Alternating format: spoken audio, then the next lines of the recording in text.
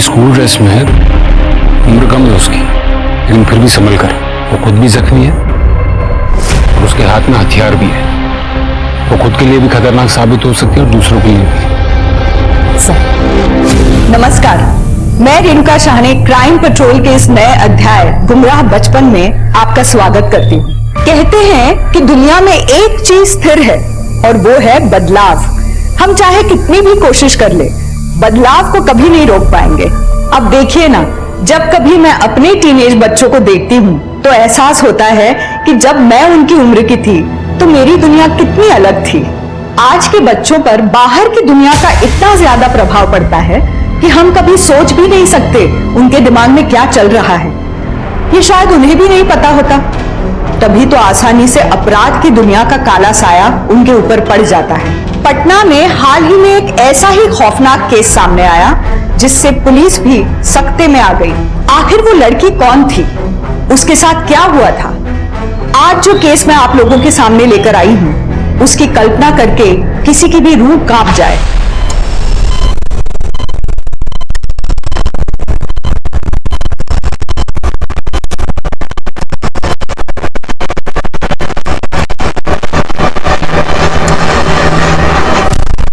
कैसी कंडीशन है इसकी? अभी कुछ कहा नहीं जा सकता, बात क्या है? She is in a serious state. लड़की के दाएं पैर पर चाकू से वार किया गया है। घुटने के ऊपरी हिस्से पर चोट और खरोंच के निशान है। मतलब इसके साथ जबरदस्ती की गई थी? रेप या सेक्सुअल असॉल्ट जैसा कुछ भी नहीं। लड़की सेक्सुअली एक्टिव है। एक और बात, लड़की के बॉडी और कपड़ों पर जो खून के निशान मिले हैं वो अकेले सिर्फ उसके नहीं है। मतलब सर, इसकी बॉडी और कपड़ों पर जो खून के निशान मिले हैं वो इसके अलावा 5 और लोगों के हैं। 5 और लोगों का?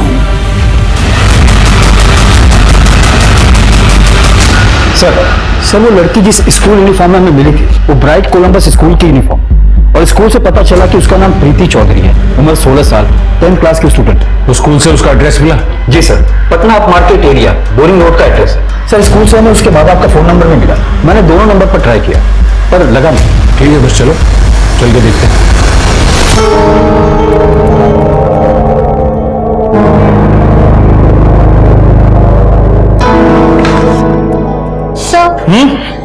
Washroom please.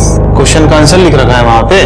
नॉर्मल क्लास नहीं है, ये टेस्ट चल रहा है। देखो बेटा, ऐसा है, नकल के लिए ना अकल का जरूरत पड़ता है, तो तुम्हारे पास में है नहीं। जाओ आप, जल्दी आना लेकिन।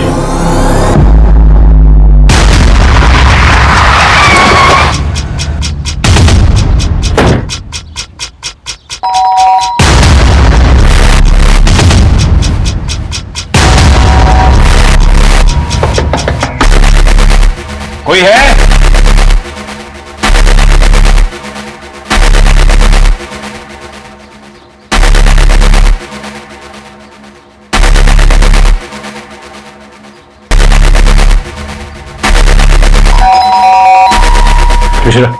दरवाजा तोड़।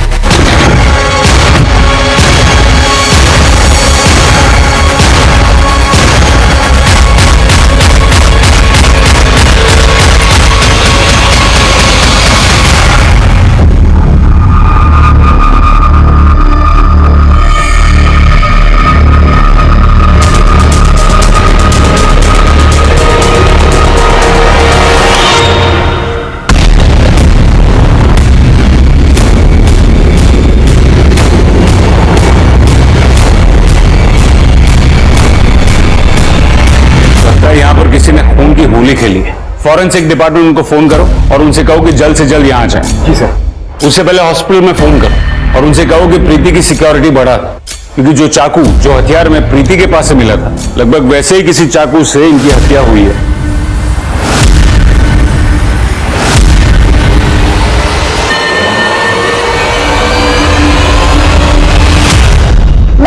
कुछ करें, स्कूल जाए, हमको लेट हुआ है स्कूल जाने में। जब आपको पता था कि इतनी तैयारी करनी है तो अपने रातों को छुट्टी क्यों दी? सही बोल रहे प्रीति, ये घर को देखो, पूरा कबाड़ खाना बना हुआ है। यहाँ तक कुर्सी में कबाड़ तक नहीं लगे हुए। इस घर में ना कोई भी काम ठीक से नहीं होता। जरा सा काम क्या बोल दिया? तुम दोनों भाई बहन तो तब से सुनाए जा रहे। एक काम कर दो, छोड़ो वो सब, मैं खुद कर लूंगी। माँ, हमारे ससुराल वाले ना अगले हफ्ते नहीं आने वाले, आज आने वाले। अकेले कैसे करोगे सब कुछ? इनफैक्ट अभी पहुंचने वाले होंगे वो लोग। मेरा तो हो गया, मैं तो जा रही हूँ स्कूल की तैयारी करने। हाँ, ये देखो मैडम को, बात तो ऐसे करे से कलेक्टर आज ही बन जाएंगी ये। अरे आज स्कूल नहीं जाओगे ना तो आप अपनी मत जाएगी तुम्हारी। तो भैया टेस्ट है ना आज, इसलिए जाना है। टेस्ट नहीं होता तो मैं नहीं जाती, जरूरी है मेरा जाना। सारी जरूरी चीजें ना आज ही पूरी कर लो। यहाँ पे गेस्ट आने वाले हो तो किसी के लिए जरूरी नहीं है ना। जय, हम जानते हैं तुम आज के दिन का कितनी बेसब्री से इंतजार कर रहे हो, लेकिन इसका मतलब ये तो नहीं है कि तुम घर वालों पे ही चिल्ला। सुबह से घर सर पे उठा रखा है सबने। अरे इतना भी खुश होने की जरूरत नहीं है कि बाद में कुछ गड़बड़ हो और रोना पड़े। ऐसी बातें कर रहे हैं बाबूजी? शुभ बोलिए, नेगेटिव काय बोल रहे हैं? आप देखिएगा आज सब अच्छा होगा। टाइम से आ जाएं ये लोग तो हम भी कोर्ट के लिए निकलें। एक जरूरी केस का हियरिंग है हमारा।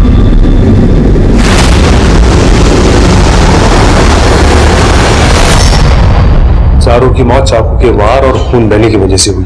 बहुत ही गहरे घाव है, हर एक पर अनगिनत वार किए गए। चारों की बॉडी में से नींद के हैवी डोज के ट्रेसेस मिले। पॉसिबल है कि खाने में मिला के दिया गया, इसलिए शायद मर्डर के वक्त आसपास किसी को कोई आवाज नहीं सुनाई दी। लड़की के पास से जो चाकू मिला है, इन चारों का मर्डर उसी से हुआ है। पर अजीब बात यह है कि प्रीति के अलावा और किसी के फिंगरप्रिंट्स के निशान नहीं है उस पर। और एक और बात, प्रीति के कपड़ों पे से जो ब्लड सैंपल मिले हैं 5 लोगों के, 4 ब्लड सैंपल तो इनमें से मैच हो गए हैं, लेकिन 5वां बी नेगेटिव है। सर वो 5वां इंसान या तो विक्टिम होगा या तो खुद किलर होगा। मैंने आसपास का पूरा एरिया छान मारा, कहीं कोई डेड बॉडी नहीं मिली। हो सकता है कि वो कहीं भाग गया। सर हो सकता है ये काम प्रीति का हो, क्योंकि मर्डर वेपन उसके पास से बरामद हुआ है और सिर्फ वेपन पे उसके अलावा और किसी के भी फिंगरप्रिंट्स नहीं मिले। पॉसिबल है सर, मर्डर वाला दिन प्रीति स्कूल गई थी और क्लासरूम से बाथरूम के लिए निकली, पर वापस क्लासरूम नहीं गई। वहां तो सिक्योरिटी गार्ड का कहना है कि प्रीति ने अपने तबीयत का खराब होने का कारण बताया और स्कूल से घर चली गई थी। और हो सकता है कि ये चोरी या डकैती का मामला हो, जिसकी प्लानिंग काफी लंबे समय से चल रही। चौधरी परिवार बहुत ही साधारण तरीके से रहता है, पर उनके पास पैसा होगा ये बात हर कोई जानता था। ये चौधरी स्वीट्स गांधी मार्केट में सबसे पुरानी मिठाइयों की दुकानों में से एक है। हालांकि ऑनलाइन बिजनेस की वजह से रेटिंग कम आ रही, पर फिर भी पूरे परिवार की बैंक डिटेल्स चेक करो, बैंक के लॉकर्स भी चेक करो और हर एक सर्विस प्रोवाइडर से भी पूछताछ करो। देखो कहीं कुछ सस्पिशियस मिलता है तो। और सीमा, तुम सारे हॉस्पिटल्स को अलर्ट करो। इनसे कहो कि उनके यहाँ अगर कोई बी नेगेटिव ब्लड ग्रुप का पेशेंट आता है जिसे चाकू का घाव लगा हो तो हमें तुरंत अपडेट करें। सर चौधरी परिवार पर किए गए अनगिनत चाकू के वार ये साफ साफ बताते हैं कि ये कोई छोटा मोटा चोर लुटेरा नहीं, बल्कि कोई ऐसा इंसान है जो उस परिवार से बहुत नफरत कर रहा है।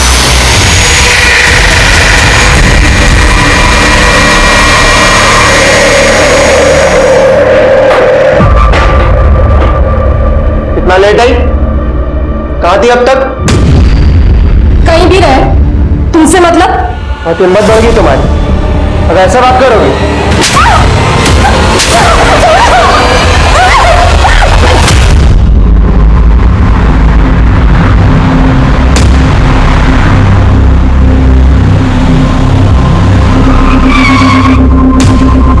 मैं हल्का होने जा रहा हूँ, तुम भी चलोगे?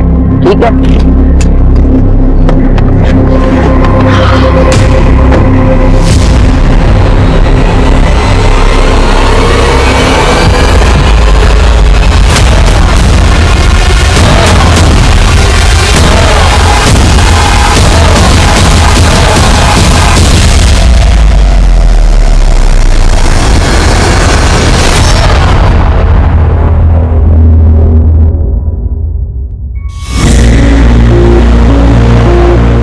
संभाल के।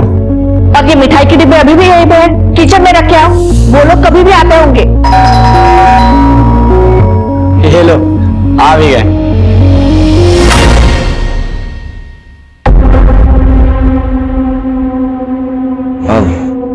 तुम और बाकी सब कहाँ है? वो सब नहीं आएंगे क्योंकि मैंने उन्हें मना किया। क्यों बेटा? मैं यहाँ ये बताने आई हूँ कि मैं ये शादी नहीं कर सकती हूँ। तुम्हारे पिताजी से सब बात हो चुका है, वही तो सामने से। लेकिन शादी पिताजी को नहीं, मुझे करनी है। और मैं साफ और सीधे शब्दों में कह रही हूँ कि मैं जैसे शादी नहीं कर सकती हूँ, नहीं हो पाएगा मुझसे।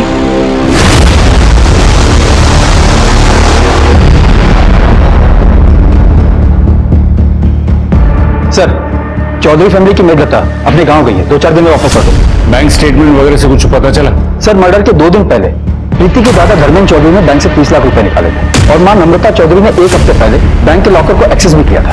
लेकिन घर से तो कोई कैश बरामद नहीं। और इस घर में कोई फोर्स एंट्री के निशान भी नहीं मिले। सर हो सकता है कि वो कातिल इस फैमिली को अच्छे से जानता होगा और इतनी नफरत करता था, बेरहमी से अनगिनत वार करके इन चारों का मर्डर कर दिया। सर ऐसा कौन कर सकता है?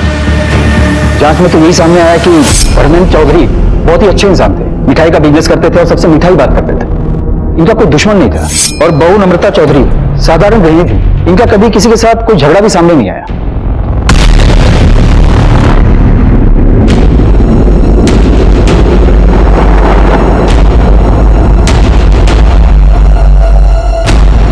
पर सर ये रामस्वरूप बहुत ही तेज तर्रार आदमी था। अपने बाप का बिजनेस ज्वाइन करने के बजाय उसने एलएलबी किया और वकील बना। और सर जिस दिन मर्डर हुआ उस दिन कोर्ट में उसके केस की हियरिंग चल रही थी, जो कि काफी लंबे समय से चल रही थी। वकील? और ये कौन सा केस था जिसकी सुनवाई चल रही थी? जब तक तुम्हारे माँ बाप नहीं मिल जाते तुम यहाँ रह सकती हो। तुम टेंशन मत लो, मैं उन्हें जल्दी ढूंढूंगी। हमें वापस घर जाना है, अपने घर। विक्की को गोद लेकर बहुत बड़ी गलती कर दी है। पता नहीं किसका खून है। कितना कोशिश की है उसको अपना बेटा बनाकर सुधारने की। सोचा था बड़ा होगा सुधर जाएगा, लेकिन नहीं, और बिगड़ गया। ऊपर से मवाली लोगों के साथ दोस्ती भी कर ली। आप प्लीज हमें इस झमेले से बचा दीजिए। अब जिस एनजीओ ने कंप्लेंट किया है आप लोगों के खिलाफ, उनका कहना है कि बच्चे को मारने की कोशिश की है आप, और जब नहीं कर पाए तो सुनसान जगह पर छोड़कर भाग गए। अगर ये सच होता तो वो खुद कॉल करके हमें क्यों बोलता कि उसे अब घर वापस आना है? हमारे पास रिकॉर्डिंग है, ये देखिए। सॉरी पापा, हमें माफ कर दीजिए, हमें घर वापस बुला लीजिए। हम घर वापस आना चाहते हैं पापा। अच्छा माफी मांग रहा है, वापस आना चाहता है, तो कहीं नहीं बुला लेते हैं उसको? अरे क्योंकि वो एक नंबर का झूठा है। हमें विक्की नहीं चाहिए। आप प्लीज ये अडॉप्शन कैंसिल कर दीजिए। सर रामस्वरूप के असिस्टेंट के मुताबिक जब विक्की को पता चला कि रामस्वरूप उसके माँ बाप का वकील है तो वो उसके ऑफिस गया और उसको धमकी भी दी थी। तो तुम हो हमारे माँ बाप के वकील। अब वो तुमको अपना बेटा ही नहीं मानते तो क्या करिएगा? वो मानेंगे भी तो तुम नहीं मानने दोगे। पैसे जो चाहिए तुम्हें हम बता रहे हैं। अगर हमारे माँ बाप से हमें अलग किया ना, अच्छा नहीं होगा तुम्हारे लिए।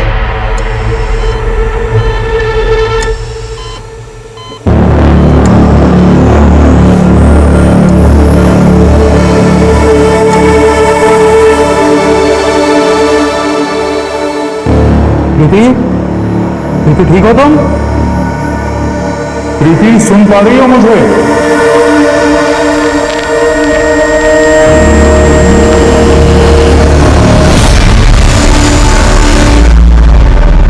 जून को तुम कहाँ थे? तुम्हारी मैडम ने कहा कि तुम कुछ अपने दोस्तों को मिलने गए थे। हाँ गए थे, लेकिन तो ये कि तुम जिन जिन को मिलने गए थे उन सबके नाम और नंबर्स लिखो। मैडम हमें ये विक्की के ब्लड सैंपल्स चाहिए।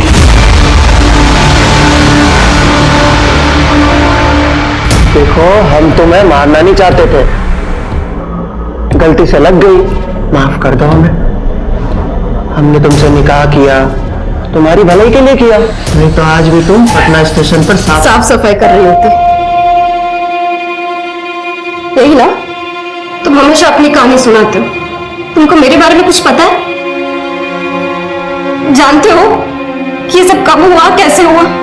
मुझे आज भी याद है। अगर मुझे उस आदमी के पास मदद के लिए नहीं भेजा गया होता तो आज वो दुनिया के लिए लोगों की मदद करता है, लेकिन हकीकत में वो ऐसी बातें थोड़ी बताई जाती है। देखो ये बात तो हम दोनों के बीच में ही रहेगी। मेरे पति को तो मैं बिल्कुल नहीं बताने वाली। क्या बता रहे थे तुम? लेकिन उसे देख के तो ऐसा लगता नहीं है कि उसका किसी के साथ अफेयर होगा। किसके साथ? वो? अरे वो तो मन में कितना छोटा है। दूसरों की जिंदगी में झांकने से फुर्सत मिल जाए तो अपनी जिंदगी भी संभाल लेना। लोगों का काम है अफवाहें फैलाना, झूठ से किसी का भला नहीं हुआ है। झूठ बोलने से आपका तो भला हो रहा है ना। झूठ मूठ की चुगली करना 24 घंटे आपकी तरह किसी में कमी निकालने से तो बहुत अच्छा है। अमृता, हम सिर्फ गॉसिप कर रहे थे, आपकी तरह झूठ को पेशा नहीं बनाए हैं।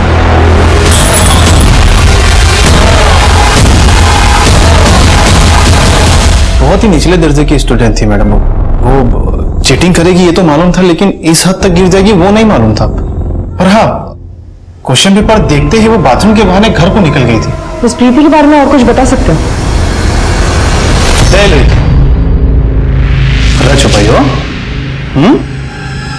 कहाँ छुपाई हो फर्रा? अच्छा, शर्ट में छिपाई हो है कि अच्छा जूता में छिपाई रही होगी?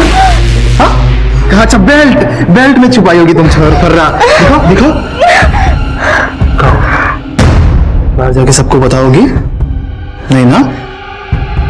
ठीक है, जाओ जाओ बताओ ना। नहीं तुमको सब एग्जाम में फेल कर दिया ना तो हमारा नाम बदल दो। और कुछ जानते हो इस प्रीति के बारे में? नहीं। इसका मतलब है एग्जाम खत्म होने से पहले ही 10:30 बजे प्रीति स्कूल से निकल गई थी, और क्योंकि उसके पास मोबाइल नहीं था इसलिए ये ट्रेस करना मुश्किल है कि वो स्कूल से सीधे घर गई थी या फिर कहीं और। सर, ये प्रीति का भाई जय, उसके कॉल रिकॉर्ड से साफ पता चलता है कि मर्डर वाले दिन सुबह उसे एक नंबर पर कई कॉल्स किए हैं। सर, और इंटरेस्टिंग बात यह है कि मर्डर वाले टाइम मतलब 12 बजे के आसपास इस नंबर की लोकेशन चौधरी के घर की थी। अच्छा, किसका ये नंबर? सर, किसी स्मिता बंसल के नाम पर रजिस्टर्ड है। स्मिता बंसल? सर ये लड़का जो चौधरी परिवार के यहाँ काम करते हैं। कितने साल से काम कर रही हो चौधरी परिवार के यहाँ? 2 साल से। जिस दिन मर्डर हुआ तुमने उसी दिन छुट्टी ली, क्यों? तुमको पहले से पता था कि कुछ होने वाला है? नहीं साहब, वो तो छुट्टी हम भी बीमार अम्मा के लिए ली थी, और ली भी कहाँ थी साहब, वो तो नम्रता मैडम खुद ही दिए थे जब उन्हें पता चला कि हमारी माँ को कैंसर हुआ है। मतलब तुमने छुट्टी मांगी नहीं थी, नम्रता ने जबरदस्ती तुमको दी? जी साहब। तुम 2 साल से उनके यहाँ काम कर रही थी ना, तो घर की चाबियां तो तुम्हारे पास होंगी ना? जी। और तुम्हें ये भी पता होगा कि घर में कैश और ज्वेलरी कब आती और कहाँ रखी जाती है। ये सब हमें कैसे पता हो सकता है साहब? ठीक है, ये तो पता होगा ना कि उस दिन कोई छुट्टी नहीं थी, ना ही कोई त्योहार था, फिर भी पूरा परिवार घर पर था। क्यों? जय बाबू है ना, उनकी दोबारा सगाई होने वाली थी, इसीलिए पूरा परिवार उस दिन घर पर ही था। दोबारा? जी साहब। मैं 14 साल की थी जब एक परिवार मुझे अपनी नौकरानी बनाकर साथ लेके गया था। वो मुझे रोज मारते पीटते थे।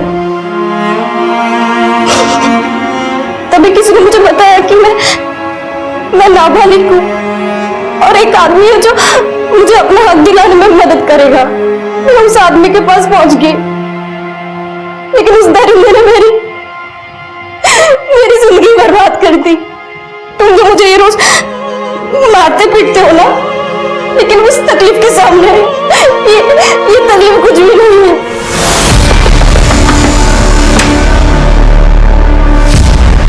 हम तो खुद शौक में, यकीन ही नहीं कर पा रहे, पता नहीं ऐसे कैसे हो गया।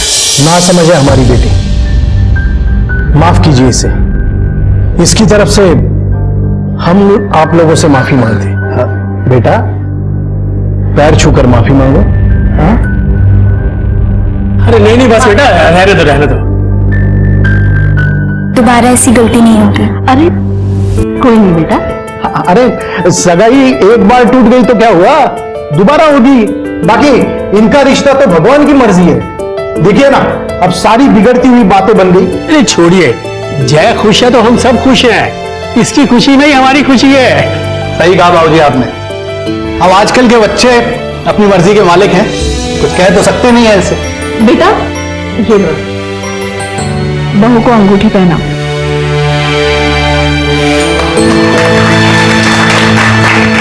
अरे बधाई हो। लीजिए पेस्ट्री खाइए, हमारी दुकान की है, खास तौर पर आज के लिए बनवाई है। अरे ऐसे थोड़ी खाएंगे, प्लेट तो लेके आ। अरे प्लेट की क्या जरूरत है, ऐसे ही खा लेंगे।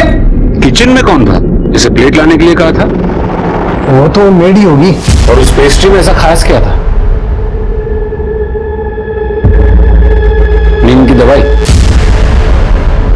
अजीब बात है, दोबारा सगाई होती है और चंद मिनटों में पूरे परिवार का मर्डर हो जाता है, और तहकीकात के मुताबिक उस घर में आपके अलावा किसी का भी आना जाना नहीं था। एक बात बताइए, सगाई के बाद कितने बजे आप चौधरी हाउस से निकले थे? घर पे आकर लंच किया था। मतलब आप कह रहे हैं कि 12:30 बजे से 4 बजे के बीच आप अपने घर पे थे? कोई है जो इस बात की गवाही दे सके? आप बहुत ज्यादा कर रहे हैं इंस्पेक्टर, इसके बाद मैं आपके किसी भी सवाल का जवाब नहीं दूंगा। जवाब देना पड़ेगा, यहां नहीं तो पुलिस स्टेशन में। खैर खैर आप ये बताइए कि आपने जय के साथ रिश्ता क्यों तोड़ा? वो जय मुझे पसंद नहीं था। तो फिर दोबारा सगाई क्यों की? पापा के दबाव में आकर। और आप ये रिश्ता जबरदस्ती क्यों करवाना चाहते थे? क्योंकि उनको चौधरीज की मिठाई की दुकान चाहिए थी। वो दुकान पटना के टॉप मार्केट एरिया में है ना? जय मुझे पसंद करता था और उसी बात का फायदा उठा रहे थे मेरे पापा। और ये चोट कैसे लगी? वो किचन में काम कर रही थी तो लग गई। जब तक ये केस सॉल्व नहीं हो जाता तब तक आप दोनों ये शहर छोड़कर नहीं जा सकते। सर इसका मतलब है कि जय की फैमिली और स्मिता ये सभी लोग शादी से खुश नहीं थे। सर बंसल की नजर दुकान पर थी, तो कहीं ऐसा तो नहीं कि चौधरी परिवार को इस बंसल नहीं मारा हो? स्मिता और जय की सिर्फ सगाई हुई, इसलिए बंसल को चौधरी परिवार को मारकर, खासकर वो जय को मारकर कुछ नहीं मिलता। तो सर उस हिसाब से तो स्मिता के पास स्ट्रॉन्ग मोटिव था जय को मारने का। एक तरफ एक लड़का रामस्वरूप को धमकी देता है, दूसरी तरफ मर्डर के दिन ही प्रीति स्कूल से जल्दी वापस आ जाना, और तीसरी तरफ ये लोग जबरदस्ती सगाई करने पर तुले थे। और एक बात है सर लता ने बताया था कि नम्रता ने उससे छुट्टी दी, और बंसल का कहना था कि नम्रता ने जिसे प्लेट के लिए आवाज दी थी किचन में वो मेड हो सकती है। कौन है ये पांचवा शख्स जो किचन में था, और वो कब घर में आया और कब चला गया? जब सच झूठ और फरेब के बीच उलझ जाता है तो उसे सुलझा पाना नामुमकिन सा लगने लगता है। एक पूरे के पूरे परिवार को बहुत ही दरिंदगी के साथ उनके घर के अंदर ही मौत के घाट उतार दिया गया, और अभी तक पुलिस के हाथ एक भी ठोस सबूत नहीं लगा था। अब इतना तो पुलिस को समझ में आ गया था कि वो एक बहुत ही शातिर अपराधी के पीछे लगे हैं, लेकिन वो कौन है इस सवाल का जवाब वो अब तक पता नहीं कर पाए थे। क्या अपराधी वो पांचवा इंसान है, और अगर वो है तो वो कहां है?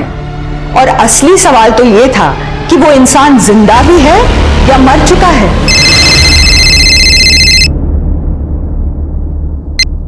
हाँ बोलो। सर विकी का ब्लड ग्रुप 5वीं ब्लड ग्रुप से मैच नहीं हुआ, लेकिन कोई और है जिसका ब्लड ग्रुप बी नेगेटिव है। विकी की एनजीओ की केयर टेकर। मैडम प्रसाद? हाँ sir, madam Prasad.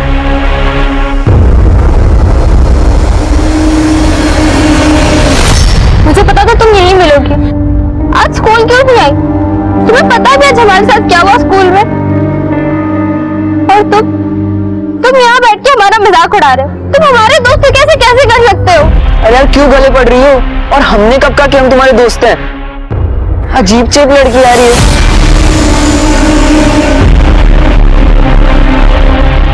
Please sir बंद करिए पढ़ाई, बहुत हो गई ट्यूशन, अब दिमाग में कुछ नहीं जा रहा है। दिमाग में तो तब जाएगा ना जब दिमाग लगाओगी।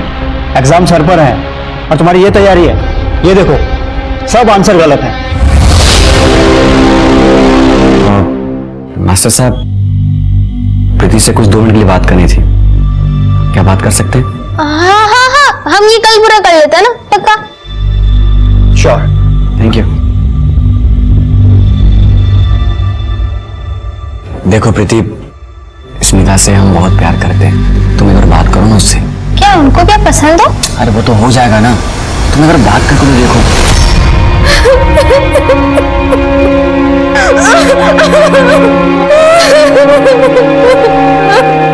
हम समझते हैं कि भैया आपके मुकाबले दिखने में तो खास नहीं, पर वो बहुत अच्छा है और वो आपसे प्यार भी बहुत करते हैं।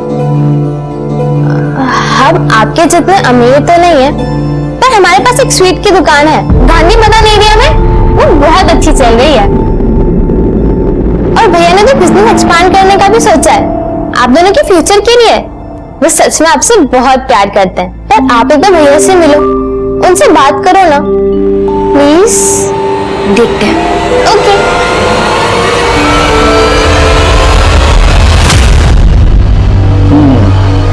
गांधी मैदान में मिठाई की दुकान, ये रिश्ता नहीं, लॉटरी है लॉटरी। आखिर और क्या जानना रह गया विकी से? विकी से नहीं, हमें आपसे कुछ जवाब चाहिए। देखिए सीधे सवाल के सीधे जवाब दें। जिस दिन मर्डर हुआ उस दिन आप चौधरी हाउस गई? नहीं, पर आप ये क्यों पूछ रहे हैं? क्योंकि मैम आपका ब्लड ग्रुप बी नेगेटिव है। आपके शरीर पर कहीं चोट के या घाव के निशान है? नहीं है, आप चाहे तो चेक कर सकती हैं। मैंने कहा ना, आप लोगों को जरूर कुछ गलतफहमी हुई है। चलिए ना, आप हमारी गलतफहमी दूर कर दीजिए। चलिए बताइए, राम स्वरूप जी के साथ आपका सिर्फ प्रोफेशनल इंटरेस्ट है या फिर कोई और रिश्ता भी है?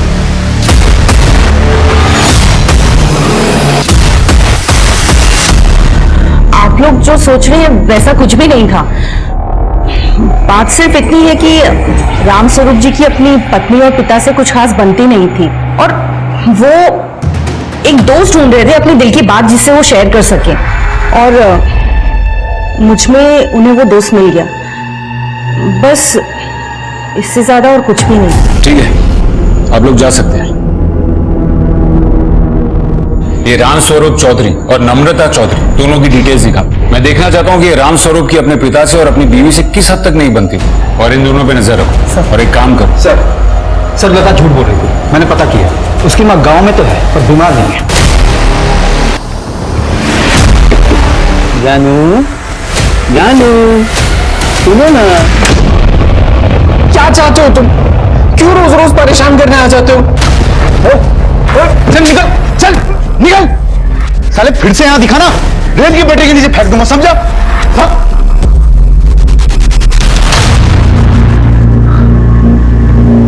टेंशन मत लो। हम सच कह रहे हैं, हमने कुछ नहीं किया है साहब। ठीक, तुम्हारी अम्मा को कौन सी बीमारी हुई थी? सब टीबी था। टीबी? सीमा, पिछली बार इसकी अम्मा को कैंसर हुआ था। एक काम करो सीमा, इसको अंदर करो, इसको आराम से सोचने दो। चलो सब वो बीमारी का बहाना तो इसलिए किया था कि हमको कोनो झमेले में नहीं पड़ना था सब। झमेले में तो तुम पड़ चुकी हो, बहुत बड़े झमेले। ये जाओ इसके अंदर। नहीं साहब, गलती होगी साहब, माफ कर दीजिए साहब। नहीं, माफ कर दीजिए।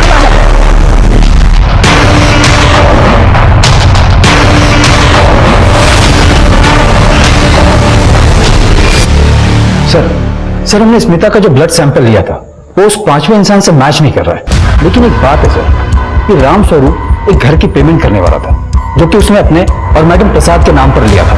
हो सकता है कि राम स्वरूप कुछ ऐसा करने जा रहा था जिसकी जानकारी इसके परिवार को भी नहीं थी। अगर उसने ऐसा किया भी है तो क्या फायदा? वो खुद का मर्डर क्यों करवाएगा? ऐसा कोई बात नहीं बन रही है। सर हो सकता है कि राम स्वरूप की पत्नी को उसका पता चल गया हो और उसने मेड लता को छुट्टी दे दी और गुस्से में आकर उसने अपने पूरे परिवार को मारने का प्लान बनाया। ये हो सकता है। धोखा खाई हुई औरत का गुस्सा बहुत बुरा होता है। शायद उसी ने एक बी नेगेटिव ब्लड ग्रुप वाले बंदे को हायर किया होगा अपना काम करवाने के लिए। पॉइंट है सर। लेकिन मिश्रा, फिर से सवाल वही, वो खुद का मर्डर क्यों करवाएगी? और यहाँ पर कोई एक्सीडेंटल मर्डर का भी मामला नहीं, क्योंकि मर्डर मल्टीपल स्टैब से हुआ और ऐसा कोई तब भी करता है जब वो गुस्से में होता है। सर बोरिंग रोड से एक रिक्शा वाले ने एक लड़की के बारे में इंफॉर्मेशन दी है। सर जिस दिन मर्डर हुआ उस दिन दोपहर 3:30 बजे रिक्शा वाले ने उस लड़की को बोरिंग रोड से पिक किया था। सर रिक्शा वाले का कहना है कि लड़की घायल थी और पसीने से लथपथ थी। सर रिक्शा वाले ने उस लड़की को पटना जंक्शन पे ड्रॉप किया था। सर हमने रिक्शा वाले को स्केच आर्टिस्ट के पास भेजा। जल्दी हमारे पास उस लड़की का चेहरा होगा। और एक बात है सर, मर्डर वाले दिन चौधरी हाउस के आसपास जितने भी फोन नंबर एक्टिव थे उसमें विक्की का नंबर नहीं था, लेकिन मैडम प्रसाद का नंबर 10 मिनट तक एक्टिव था उस एरिया में। इसके अलावा 2 और भी नंबर एक्टिव थे वहां। इसके ये नंबर किरण, रोहन, देखो तुम दोनों को डरने की कोई जरूरत नहीं है। हमें सिर्फ इतना जानना है कि 17 जून तुम दोनों स्कूल के टाइम पे प्रीति के घर के आसपास क्या कर रहे थे? 17 जून को तो स्कूल में थी। नहीं थी। बोलो किरण, कहाँ थी तुम? प्रीति स्कूल के बाद तुमसे मिलने आई थी। क्या वो तुम्हारी दोस्त है? नहीं सर, हमारी दोस्त नहीं है। सर वो सबसे दोस्ती करना चाहती है पर उसका कोई दोस्त है नहीं। तो क्या तुम भी उसके दोस्त नहीं हो? नहीं सर। और उसका सोशल मीडिया अकाउंट तो ये कहता है कि तुम उसके बॉयफ्रेंड थे।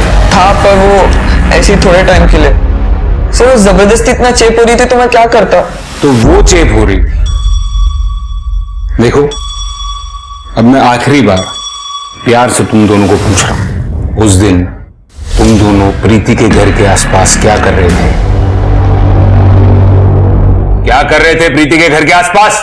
सर वो हमें उसे जबरदस्ती घर छोड़ने जाना पड़ा था। जबरदस्ती? हाँ सर, वो उस दिन बहुत परेशान थे, सुसाइड करने की बात कर रही थी। सुसाइड? क्यों? क्योंकि उसे उस दिन टीचर ने मोलेस्ट किया था। तुम्हें पता है, सर ने हमें यहाँ छुआ। हम और जीना नहीं चाहते, मैं मरना चाहती हूँ। प्रीति, रोना बंद करो और ये सब जाके अपने मम्मी पापा को बताओ। नहीं सुनेंगे वो लोग हमारी बात। अच्छा ठीक है, तुम रोना बंद करो। चलो हम तुम्हें तुम्हारे घर लेके चलते हैं। चलो। फिर हमने उसे उसके घर छोड़ा और अपने घर चले गए। ठीक है, आप लोग घर जा सकते हैं।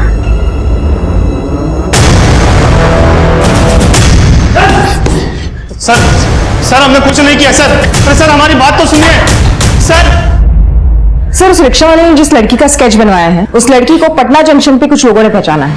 सर उसका नाम जोया खातून है और जुवेनाइल अपराधी के रूप में उसका पुलिस रिकॉर्ड भी है। सर वो एक फैमिली के साथ गया में रहती थी। सर 5 साल पहले उसी फैमिली को जिंदा जलाने के केस में उसे अरेस्ट किया था। बुलवा उसको। सर जोया, जोया, जोया, जोया,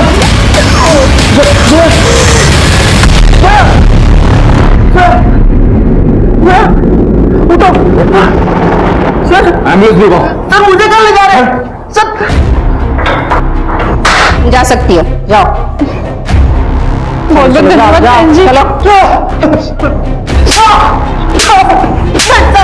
40 साल का है तू और तेरी बीवी जोया 18 साल की, और तुझे नहीं पता कि वो क्या करती थी? धंधा करवाता था ना उससे। सच है साहब, लेकिन मैं कसम खाता हूँ साहब, मुझे इस बात का इल्म नहीं था कि उसने पूरे परिवार का मर्डर किया है। चलिए बता, इनमें से किसी को भी तूने जोया के साथ देखा था? किसी को तू जानता है? नहीं साहब, नहीं। या तो ये असलम बहुत अच्छा एक्टर है या फिर वाकई में उसे कुछ नहीं पता। ये जोया की बॉडी पर जो चाकू के घाव मिले, उससे एक बात तो कंफर्म हो जाती है, उस दिन किचन में जोया ही।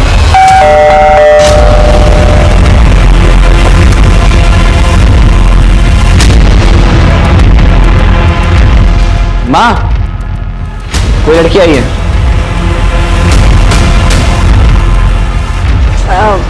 नमस्ते।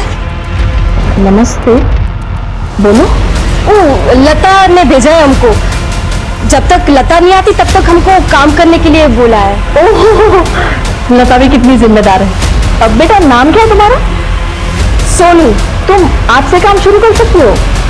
हाँ, आ जाओ, मैं दिखाती हूँ क्या क्या करना है। आ जाओ, आ जाओ, आ जाओ, अंदर आओ बेटा।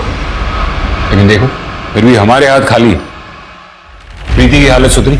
अभी भी वैसी ही है। सर वो जो भी बोलती है उसका कुछ मतलब नहीं बनता। सर रियलिटी और इल्यूजन में फर्क नहीं कर पाता।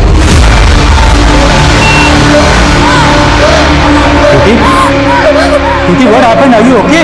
लाल हर जगह लाल, सब कुछ लाल।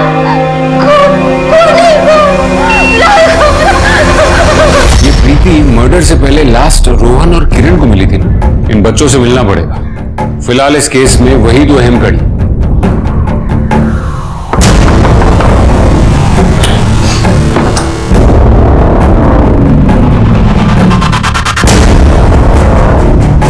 अच्छा, तुम दोनों यही मिल गए?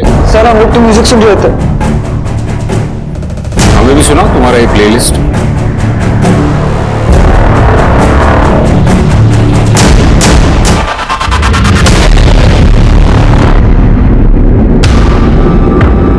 अच्छा होगा कि तुम दोनों अपने माँ बाप को बुला लो।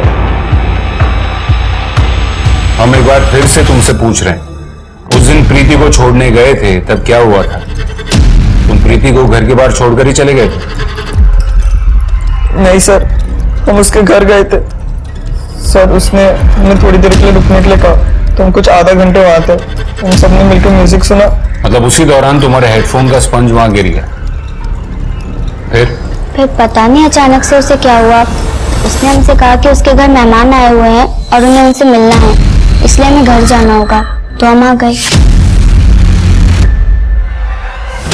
झूठ! तुम वहां से गए नहीं, वहीं रुके और एक के बाद एक सबका मर्डर कर दिया।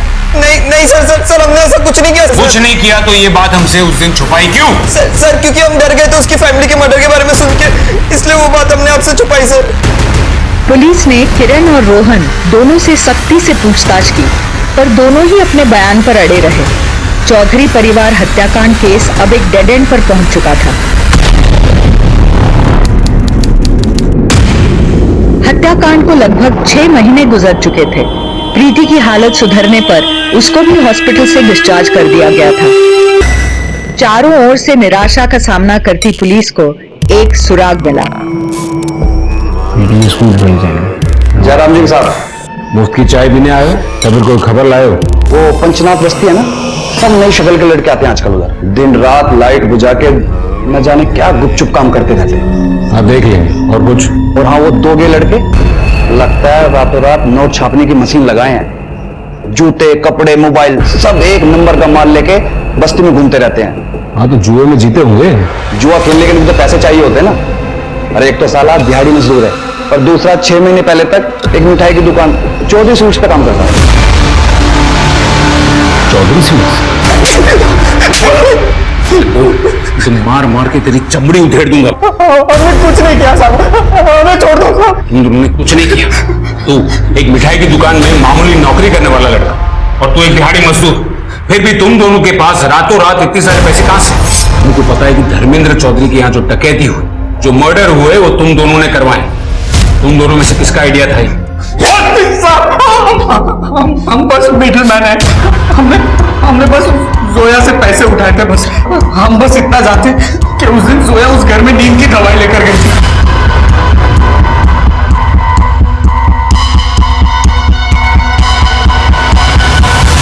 बस बस बस, रोज कोर्ट जाने के लिए हमको लेट हो जाता। पापा, कम से कम आज के दिन तो गुस्सा मत करो। आज मैं बहुत ही खुश हूँ। खुश हो ये अच्छी बात है, लेकिन शादी करना मतलब सिर्फ घूमना फिरना नहीं होता। उसकी मान सम्मान की जिम्मेदारी भी तुम्हारी ही है। मम्मी, अब हमसे और नहीं खाया जाएगा। हमारी तबीयत ठीक नहीं है, अगर हम अपने कमरे में जाए। अरे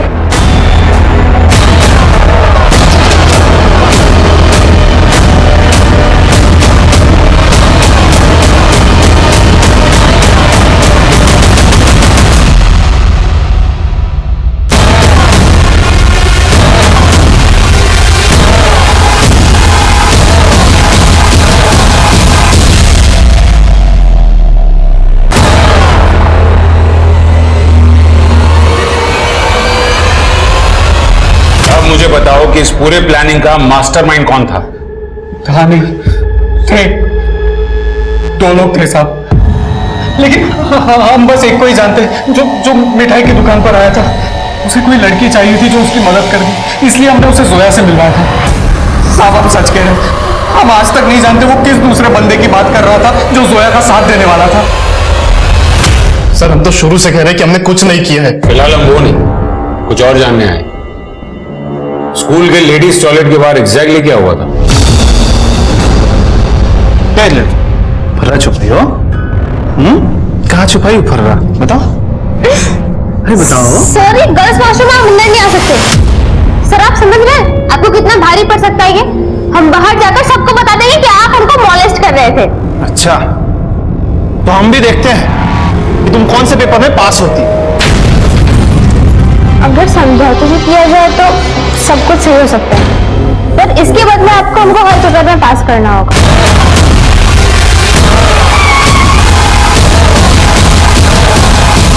वाह बेटा, स्कूल बहुत ही पढ़ा, बाकी पढ़ाई जेल में।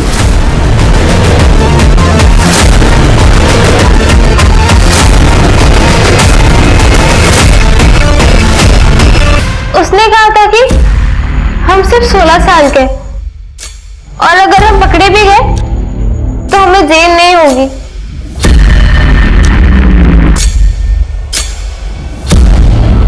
क्यों मारा तुमने अपने परिवार को? वो तुम्हें टॉर्चर करते थे, परेशान करते थे। हमारे घर में ना सब लोग खाली प्यार मोहब्बत की बातें करते थे, कोई नहीं समझता था प्यार को। सब कौन? एग्जाम सर पर है और तुम्हारी ये तैयारी है, ये देखो सब आंसर गलत है।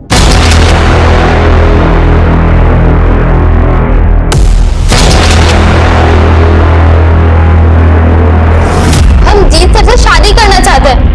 हम जानते हैं नाबालिग, पर आपसे हमारी सगाई तो करा ही सकते हैं ना। आज बोली हो फिर नहीं बोलना। जय भैया, आप तो इन्हें समझा सकते हैं ना। आप तो जानते हैं ना प्यार को फीलिंग को कैसे समझता है। आप समझाइए ना। दिमाग खराब है तुम्हारा का? पता है ना कौन सा जात का है वो? 10 साल बड़ा है तुमसे, 16 साल की उम्र में तुमको प्यार सूझ रहा है? और कुछ उल्टा सीधा करने का सोचना भी मत। इस फालतू बकवास पे नहीं, पढ़ाई लिखाई पे ध्यान दो। अरे पढ़ लिख कर कौन सा कलेक्टर बन जाएगी ये? इसका स्कूल को बंद करो, नहीं तो किसी दिन मुंह तक काली पहुंच जाएगी। ये सारा प्लान जीत सर का ही था। उन्हीं के कहने पे मैंने अपने परिवार को 16 साल की बच्ची के साथ शारीरिक संबंध बनाए तुमने। एक बात याद रखना, उस पर सिर्फ मर्डर का नहीं, रेप का भी चार्ज लगेगा। बच्ची अकेली थी, कोई दोस्त नहीं था उसका, अमीर परिवार की थी। बस इसी का फायदा उठाकर तूने उस लड़की को फंसाया, उससे पैसे की इंफॉर्मेशन निकलवाई, खुद ही के घर में चोरी करवाई और फिर उसी से उसके पूरे परिवार का खून करवा दिया। क्यों? पैसों की जरूरत थी। ट्यूशन में इतना नहीं मिलता जिससे मैं और प्रीति खुश रह पाते। लालच में आकर तूने उस बच्ची की जिंदगी बर्बाद कर डाली। जब तक तुझे कड़ी से कड़ी सजा नहीं मिल जाती ना, मैं चैन की सांस नहीं लूंगा। टीनेज उम्र का एक ऐसा पड़ाव होता है जहां बच्चों के शरीर में, उनकी सोच में कई तरह के बदलाव होते हैं। इसीलिए टीनेज बच्चों का खास तौर से ख्याल रखना जरूरी है। आजकल के जमाने में माँ बाप को दूर देश का पता सोशल मीडिया से चल रहा होता है, लेकिन अपने ही घर के किसी दूसरे कमरे में बैठा अपना बच्चा क्या कर रहा है, किस दिशा में उसके ख्याल पनप रहे हैं, उसका एहसास तक नहीं होता। प्रीति जिस उम्र में थी उसमें किसी को पसंद करना स्वाभाविक था।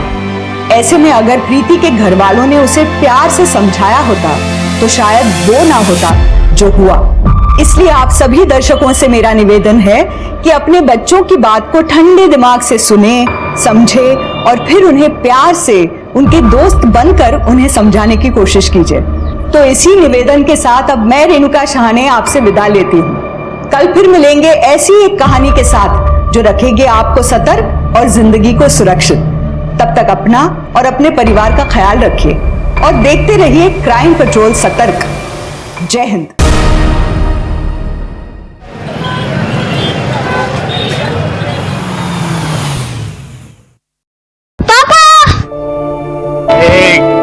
मेरी आइसक्रीम। ये लो, सारे फ्लेवर्स लेके आए हो, जो तुझे अच्छा लगता है खा लेना, ठीक है? लेकिन पहले मुझे ये बताओ, स्कूल में सबने बर्थडे विश किया कि नहीं? वो पापा, सबने बोला कि ऋषि के बर्थडे में सबसे बड़ा और सबसे बेस्ट चॉकलेट मिलता है। और क्यों नहीं मिलेगा, हमारे ऋषि है ही सबसे बेस्ट बॉय। ये लो बिट्टू, सामान जल्दी अंदर लेके आना, ठीक है? ऋषि एक सेकंड आराम से बैठ, आराम से बैठ। क्या हो गया? बेटा कितनी बार कहा उछल कूद मत किया करो, अब लग गई ना, बहुत ज्यादा लगी क्या बताओ? देखा, बच्चा है, उछल कूद तो करेगा ही, इतना ओवर प्रोटेक्टिव होने की जरूरत नहीं है। तो बहुत लगी है उसे। कोई बात नहीं, आराम से उठो, चलो उठो। Mummy ice cream. बिट्टू, वो आइसक्रीम का एक और पैकेट मंगा लेना। हाँ सर। इतना पैसा 1.5 फुट पे खर्चा होता है, वो तो हमारा पगार है। बताओ, ये भी कोई जिंदगी है? पिछली बार मैंने अपने बच्चे के लिए ऋषि बाबा का पुराना वीडियो गेम मांगा, तो मैडम बोलती है तेरे 5 साल के बच्चे में इतनी अक्ल कहाँ है, नहीं दिया। कभी कभी तो मेरा मन करता है। मेरा भी। ये वही बच्चा है ना जिसके आई बाबा ने यही घर उसे गिफ्ट किया? लौता लड़का जो है, साक्षात लॉटरी का टिकट है। पकड़। हाँ, देख आ गए आमिर बाप के औलाद। अब मजा देख। ओए चंगू मंगू, तुम दोनों में से किसके बाप के पास बड़ी गाड़ी है? मेरे। जो मेरे पापा ने इसी साल तीसरी कार बदली है और मेरे पापा ने इस साल तीसरी कार खरीदी है। छोटी तेरे जैसी। हाथ क्यों लगाता है रे? ये क्या चल रहा है तुम लोगों का? ऋषि बाबा चलो। आज तो छोड़ दिया तुझे पट्टू, चल। हाँ जा, जब मैं वेकेशन से आऊंगा ना तेरे को देख लूंगा मैं। हाँ हाँ देख लेना, जब तक तू वेकेशन से आएगा ना तब तक मेरे पापा के पास और 2 कार होगी। हाँ जा जा, आंटी इसको लेके जाओ। अरे इससे कौन जाने दो, चलो तुम।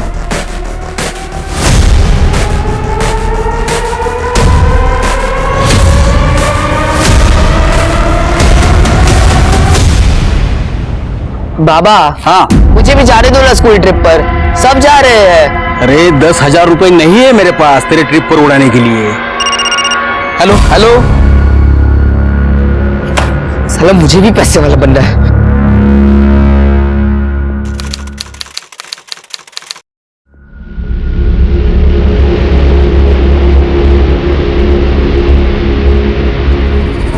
मैडम डिनर लगा दूं? नहीं, मैं खा लूंगी, तुम जाओ। अच्छा, ऋषि ने खाना खाया? हाँ, वो कब का खाना खा के सो भी गया। ठीक है, जाओ।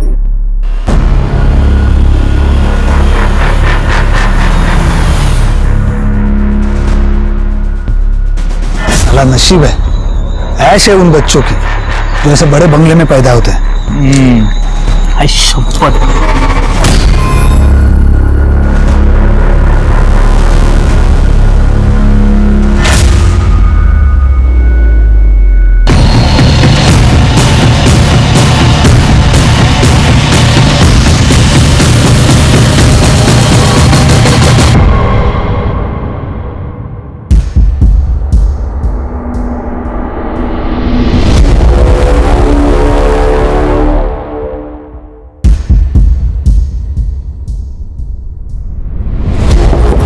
ऋषि,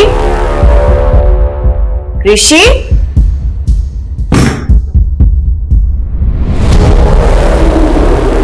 ऋषि, सरिता, सरिता, ऋषि तुझे बरोबर आहे का?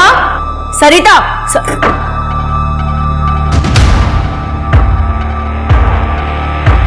ऋषि,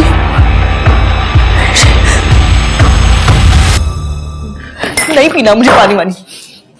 सर, आप प्लीज मेरे ऋषि को ढूंढिए। देखिए रेखा जी, हम आपकी परेशानी समझ सकते हैं। आपको टेंशन जरूर होगा, लेकिन जब तक आप ठंडे दिमाग से हमें कुछ बताएंगे नहीं, हम आपकी मदद नहीं कर पाएंगे। सर, मेरा ऋषि सिर्फ 12 साल का है। रात को आया, ने उसे खाना खिलाकर करीबन 10 बजे सुला दिया। सर, उसके बाद मैं अपना काम करने लगी। काम खत्म करके जब मैंने उसके रूम में देखा तो वो गायब था। मेरी आया और ड्राइवर, वो दोनों भी गायब है। सर, मैंने आज ही उन दोनों को डांटा था।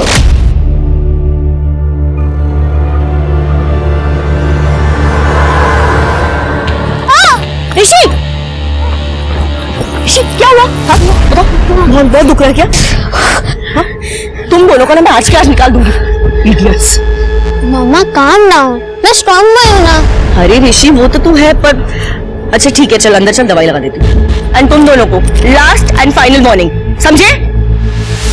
चलो। रेखा,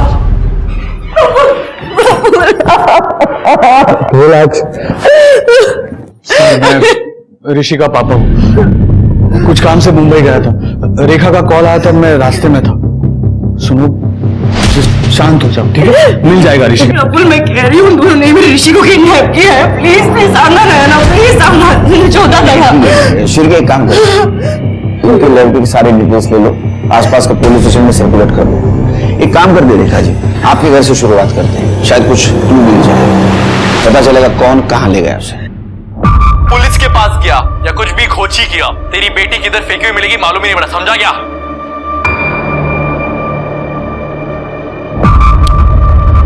अरे तू अभी तक सोया नहीं? 12 बजे, सुबह स्कूल जाना है ना? हो बाबा, बस बंद ही कर रहा हूँ। चल जल्दी कर, तो सुबह उठने को नाटक करेगा। चल चल सो जाओ। बाबा। हाँ बोल। बाबा, ये जो टीवी पे बोलते हैं कि डोंट कॉल पुलिस किडनैपिंग के बाद, तो फिर भी लोग क्यों कॉल करते हैं पुलिस को? पुलिस को ना बताना डेंजरस हो सकता है, क्योंकि किडनैपर पैसे लेकर भी बच्चों को मार डालता है, लेकिन चांस कम होता है क्योंकि किडनैपर पैसों के लिए वेट करता है। तब तक पुलिस बच्चों को ढूंढकर निकालने की कोशिश करती है। लेकिन तू किडनैपर के बारे में क्यों पूछ रहा है? अरे बाबा, मैं तो ऐसे ही बोल रहा था, टीवी पे देखा ना इसके लिए। देख, सुबह जल्दी जाना है, जल्दी कर, चल सो जा, चल। हो, गुड नाइट।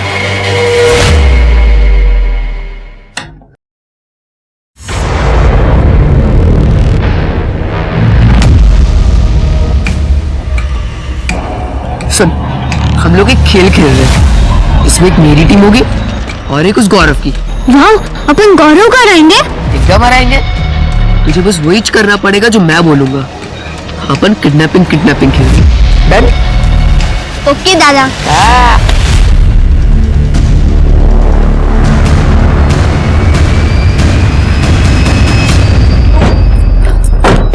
सरिता, क्या हुआ मैडम? चुप लगी। किडनैप हुआ? मेरे को तो कुछ भी नहीं मालूम, मैंने खुद उनको सुनाया था। बोल रही है ना तू? नहीं। कहाँ है रे बच्चा, कहाँ है? साहब मुझे कुछ नहीं मालूम। सच बताऊंगा साहब, मारूंगा ना। तुम दोनों कहाँ से आए अभी? साहब मैं प्रफुल्ल साहब का ड्राइवर हूँ। सुबह 7 से शाम को 7 बजे की शिफ्ट होती है। उसके बाद मैं अरे अभी तो बताना पड़ेगा ना, वरना इनको लगेगा कि हमने कुछ किया है। अरे तो बताना। सब बता रहा हूँ साहब, हम दोनों साथ में थे मेरी खोली में, ये बाजू में हूँ। करने ये जो खोली चेक करा, और ऋषि के साथ किसी को देखा था कि भी चेक करो। तो पुलिस स्टेशन लेके जाओ। मुझे दिला मैडम, ऋषि की रूम चेक करनी है हमें। ये विंडो खुली रहती है? नहीं सर, वो एसी चालू रहता है तो खिड़की बंद रहती है। ऋषि को एसी के बिना नींद नहीं आती। छिड़के फिंगरप्रिंट कलेक्ट करो। मुझे लगता है इसी खिड़की से उसको किडनैप किया गया है। तुम तो कुछ मिला? नो सर, सिर्फ स्कूल बुक्स है और ऐसा कुछ भी नहीं मिला जिससे इंडिकेट हो सके कि बच्चा कहाँ जा सकता है। ट्रैफिक पुलिस और बीच चौकी दोनों से आवरले अपडेट लेते रहो। सर प्रफुल्ल जी, मुझे लगता है ये पैसों के लिए की किडनैपिंग है। आपकी इसके साथ दुश्मनी, बिजनेस राइवलरी, किसी पे शक? नहीं सर। और एक आपसे इजाजत चाहिए थी आपका कॉल ट्रैक करने के लिए, क्योंकि हो सकता है किडनैपर आपको कॉल या मैसेज करे तो उसका लोकेशन फाइंड करने के लिए हमें इजी हो जाएगा।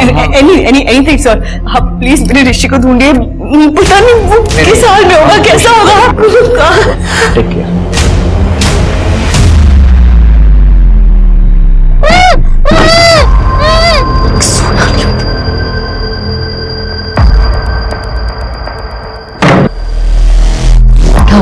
सोना चुपचाप।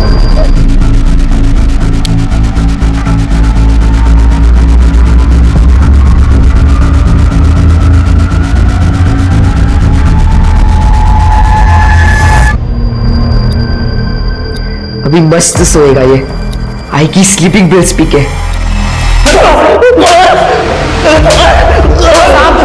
साहब आप चाहे जितना मर्जी मार लो हमें यहाँ, लेकिन वहाँ जिसने ऋषि बाबा को उठाया है ना, वो आपके नाक के नीचे से चला जाएगा।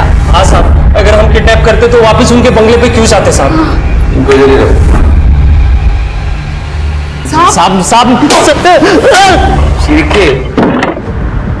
मेरा एक्सपीरियंस ये कहता है इन दोनों ने कुछ नहीं किया, फिर भी इनकी कॉल डिटेल्स निकालो, कॉल लोकेशन चेक करो, और सुबह उसके घर के आसपास कोई था क्या ये भी चेक करो। ट्रैफिक पुलिस से कुछ पता चला? सर ट्रैफिक पुलिस ने अपने सारे सीसीटीवी चेक किए, लेकिन बच्चा कहीं नहीं दिखा। बीच चौकी? अभी तक तो कुछ नहीं सर।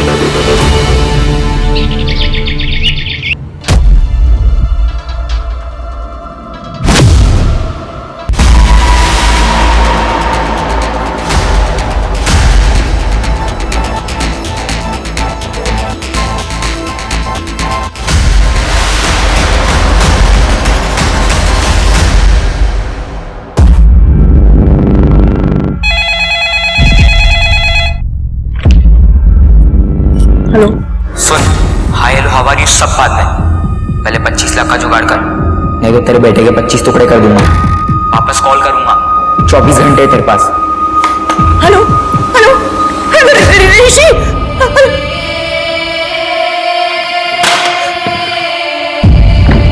सर किडनैपर का फोन आया था, लोकेशन साईं बाबा नगर की है।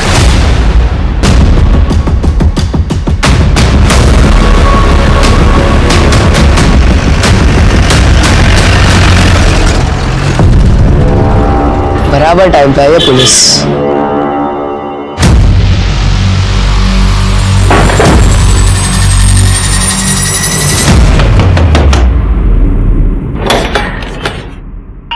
पुलिस? सीधे पूरा घर चेक करो। काय झालं सर? एक बच्चा किडनैप हुआ है, ऋषि सातम, और तुम्हारे घर से रैंसम कॉल आई है। बच्चा किडनैप? मेरे घर से? सर अंदर तो कोई नहीं है। सर हाथ में बंद फोन ही नहीं सर। क्योंकि शायद किसी बच्चे को मैंने किडनैप किया ही नहीं है। लेकिन फोन तो तुम्हारे नंबर से आया। मी हे सगळं कशाला करणार साहेब? ये लैंडलाइन नंबर आपके घर का है ना? हाँ। तो पर कैसे हो सकता है? मैं तो इधर ही थी, काम कर रही थी गार्डन में। सिर के अच्छी तरह से चेक किया ना? हाँ सर। हाँ सर। बबीता काकी, मैंने एक आदमी को बाइक पे देखा था, लंबा सा था, वो आपके घर के आसपास घूम रहा था और आपके घर के अंदर भी घुसा था। अरे लेकिन तूने मुझे पहले क्यों नहीं बताया? काकी मुझे लगा आपके जान पहचान वाला होगा, लेकिन अभी पुलिस आई तभी समझा। चोरी हुआ क्या? तुम्हारा नाम क्या बेटा? आदित्य राणे। काफी होशियार लगते हो। मेरे बाबा पीएसआई है दियोरी पुलिस स्टेशन में, उन्हीं से सीखा हूँ। देवरी पुलिस स्टेशन में? हाँ। क्या नाम है? जयदीप राणे। ओह, जयदीप के बेटे? सर ये तो जयदीप का बेटा है, मैं जानता हूँ उसे। पुलिस का लड़का है। अच्छा बेटा बताओ, बाइक का नंबर क्या था? 3036, बस इतना याद है। काली बाइक थी। अच्छा, उसका स्केच बनवा सकते हो? हाँ सर। गुड। चलिए बाइक सर्च करो और स्केच बनवाओ। सर वो स्केच आर्टिस्ट रत्नागिरी गया हुआ है, जैसे ही आता मैं बनवाता हूँ। सर मैं स्कूल जाऊँ? अच्छा पढ़ना। Thank you sir.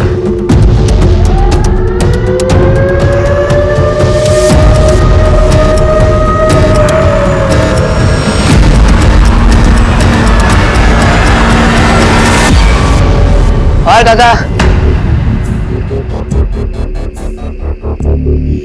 काका कैसे हो? आ गया मेरा शेर भतीजा। तेरे बाप को मालूम नहीं ना तू इधर आया? उनको मालूम पड़ता तो इधर रेड डाल देते। मैंने आपका काम कर दिया है, मुझे मेरा माल दे दो, मुझे स्कूल भी जाना है। शेर की समझ में नहीं आ रहा कॉल किसने किया था?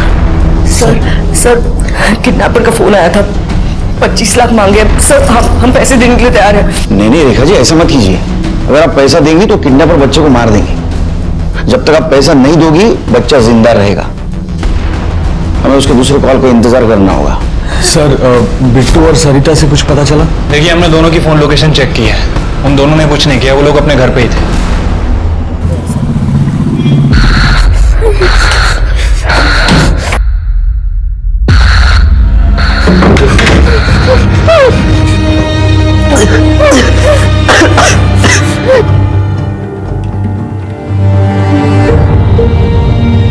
सब कुछ गंदा कर दिया तूने। अभी आई क्या आने से पहले ये सब साफ करना पड़ेगा। चल नीचे उतर, चल।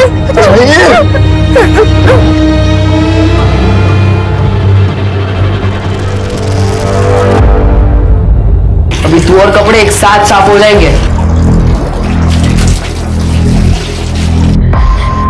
ऐसे कपड़े पहनाओ तेरे को। मेरा पहनाऊंगा तो मेरा भी कपड़ा गंदा कर देगा। चल सही लग रहा है तुम्हें, कपड़े एकदम मस्त आ गए। चल अभी बिस्किट का। नहीं मैं नहीं खाऊंगा, मुझे मम्मी के पास जाना है। तेरे को पास्ता पसंद है ना, आज जा तू खिलाऊंगा। चल चल अंदर जा, फटाफट अंदर जा। अभी चुपचाप बैठना, आवाज नहीं होनी चाहिए, ठीक है?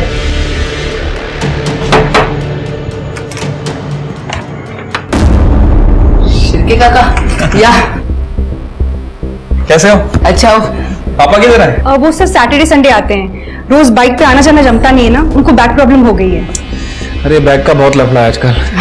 आइए ना। हाँ थैंक यू। वो स्केच बनवाना था। हाँ वादी, शिरके काका मुझे बता रहे थे कि तुम उनकी हेल्प कर रहे हो स्केच बनाने में। आप लोग स्केच बनाइए, मैं चाय बना कर लाती हूँ। हाँ थैंक यू। बैठो अभी। बताओ अंकल को कैसा दिखता था वो?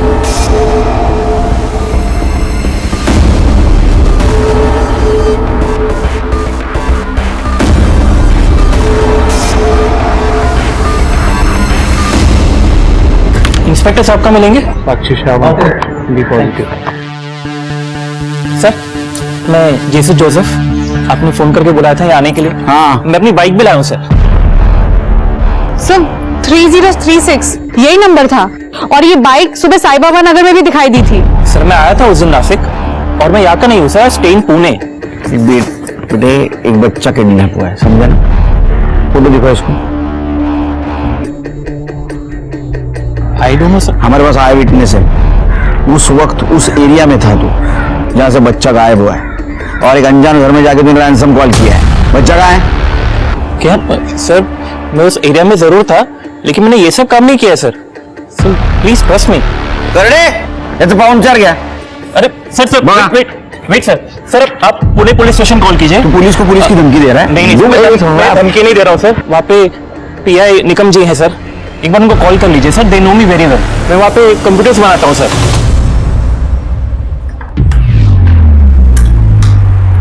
आई क्या बना रही हो? सब्जी। नहीं, मुझे सब्जी नहीं खानी, मुझे पास्ता खाना है। तू नाटक नको करो। अभी रात को मैं पास्ता कहां से बनाऊं? घर में सामान नहीं। अरे क्या है, रुको, ये लो, मैं इंस्टेंट पास्ता का पैकेट लेके आया हूँ, जल्दी से बनाना, मुझे बहुत भूख लगी है। जल्दी से। हाँ निकम, यस यस, ओह चालेल चालेल। शिरके, निकम तो बोल रहा है जीसू का रिकॉर्ड क्लीन है, फिर भी उसको बोला मैंने उसके घर की तलाशी लो, कुछ ना कुछ मिलेगा। अरे आदित्य ने जो स्केच बनवाया था वो भी मैच नहीं होता यार जीसू से। सर मुझे लगता है कि आदित्य थोड़ा कंफ्यूज है, बच्चा है ना सर। हो सकता है कि आदित्य ने जेसू की बाइक को वहां पे देखा, लेकिन घर में घुसते हुए किसी और को देखा, और शायद हमें बताने में कुछ कंफ्यूज हो गया। हो सकता है। फिर भी एक काम करो, स्केच सर्कुलेट कर लो, देखो कोई पहचानता है क्या। ठीक है सर। जो सीसीटीवी फुटेज का क्या हुआ? सर जिस दिन किडनैपिंग हुई उस दिन वहां आसपास कुछ गाड़ियां तो दिख रही हैं, लेकिन कुछ सस्पिशियस नहीं दिखा। फिर भी एक काम करो, किडनैपिंग 9 तारीख को हुई ना, तो उसके पहले 8 दिन आसपास का सीसीटीवी फुटेज कलेक्ट करो। अरे ऋषि जहां जहां जाता था वहां का भी सीसीटीवी फुटेज कलेक्ट करो, देखो कुछ कड़ी मिलती है क्या। उसके घर से किडनैप किया है तो रेकी तो जरूर की होगी। एक सरल सा दिखने वाला किडनैपिंग का केस पुलिस के गले की हड्डी बनता जा रहा था, और इसका सबसे बड़ा कारण था आदित्य का शातिर और तेज दिमाग। ना सिर्फ आदित्य ने बहुत सोच समझकर हर कदम उठाया था, बल्कि उसने पुलिस को भी बहुत चालाकी से गुमराह कर दिया था। हर दिन ऋषि की जान पर खतरा बढ़ते जा रहा था, क्योंकि आदित्य की चालाकी बहुत खतरनाक थी। वो कुछ भी करने में सक्षम था, पर क्या वो ये सब अकेला कर रहा था या कोई और था जो इस सब का मास्टरमाइंड था? जिन्हें बस अपना प्लान हिट हो जाए तो अपनी लॉटरी लग जाएगी। अपन ने तो अपना काम किया, बस अब माल हाथ में आना चाहिए। आएगा लेकिन अगर माल नहीं आया तो नो टेंशन, आइटम किसी और को बेच दो। आजकल मार्केट में बहुत खरीदार है। अभी तेरा पास्ता निकाल के रखा है, ले लेना।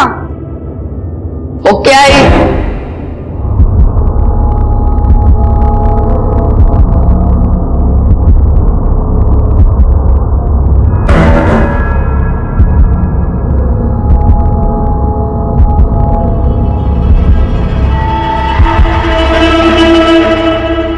ऋषी बघ तुझ्यासाठी मी पास्ता केले।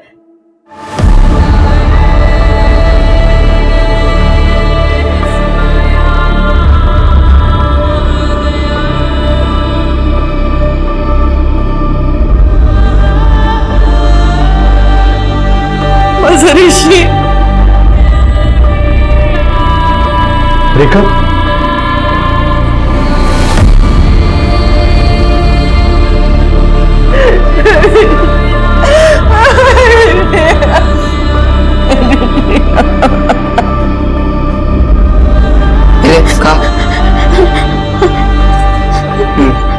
ऐसी मस्त खाने का चुपचाप और बस सोने का चुपचाप, क्यों? सही है ना?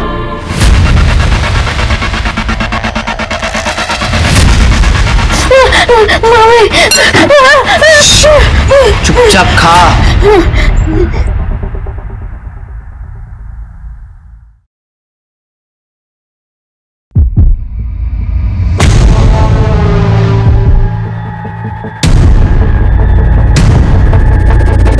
पैसा रेडी है? मुझे और 2 दिन लगेगा, वो बैंक का सर्वर डाउन था ना तो पैसे नहीं निकाल पाए। अगर ज्यादा टाइम लगा ना तो तेरे बेटे का टाइम अप हो जाएगा, समझा? नहीं 2 दिन बाद कॉल करूंगा। हाँ हेलो हेलो, एक मिनट सब लोकेशन यहाँ एक्टिव दिखा रहा है। ऋषि के पेरेंट्स को यहीं से फोन आया था। सब यही है एक्टिव लोकेशन। कॉल करो।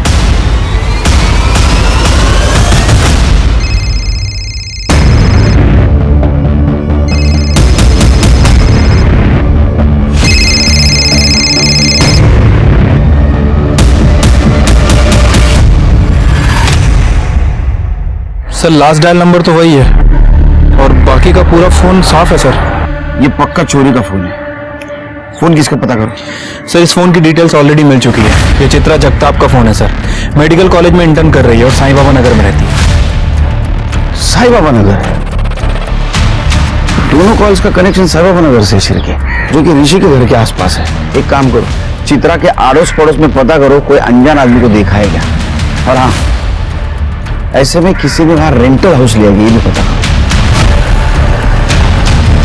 ये आपका फोन है? Thank you so much. मैं पता इतना डर गई थी ना, मुझे लगा मैंने ये फोन खो दिया। अगर ये फोन मुझे नहीं मिलता ना तो दूसरा सेकंड हैंड फोन खरीदने के भी पैसे नहीं थे मेरे पास। Thank you so much. ये फोन तुम्हारे यहाँ इस घर से चोरी हुआ है? सच बताऊं तो पता नहीं। मेडिकल इंटर्न हूँ गवर्नमेंट हॉस्पिटल में। 2 घंटा सोने को मिलता है और आधा टाइम तो मेरा फोन चार्ज में रहता है हॉस्पिटल में। पर मैं इसको पक्का संभालूंगी अब। आप यहाँ पे अकेले रहती हैं? नहीं, आई जॉब पे गई और भाई अभी क्लासेस में है। आप इसको जानती हैं? नहीं। पक्का?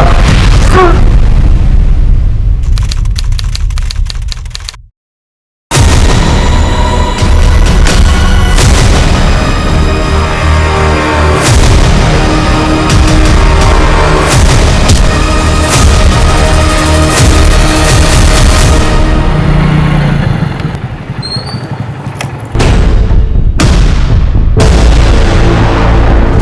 बच्चे को बहुत ही लंबे टाइम तक बांध के रखा गया था और लगता है सर पे चोट लगने की वजह से उसकी डेथ हुई है। बच्चे को बाहर से अंदर फेंका गया और उसके बाद में उसके सर पे चोट आई है। ये पोस्ट मर्डर चोट है क्योंकि ब्लड क्लॉट भी नहीं है। बॉडी पोस्टमार्टम के लिए भेज दो, उसकी फैमिली को इन्फॉर्म कर दो। सर ये तो मेरे बच्चे के कपड़े। तुम्हारे बच्चे के कपड़े ऋषि ने कैसे पहने? पूछो अपने बच्चे से।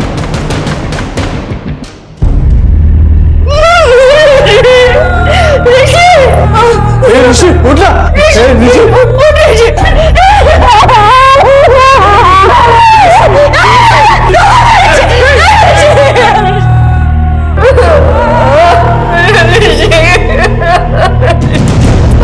उन्होंने कहा था पुलिस को इन्वॉल्व मत करना। मैं गई थी पैसे लेकर बिना बताए। मैं क्यों मार दिया मैंने ऋषि को? क्या बात कर रही हैं आप? पैसे लेके गई थी?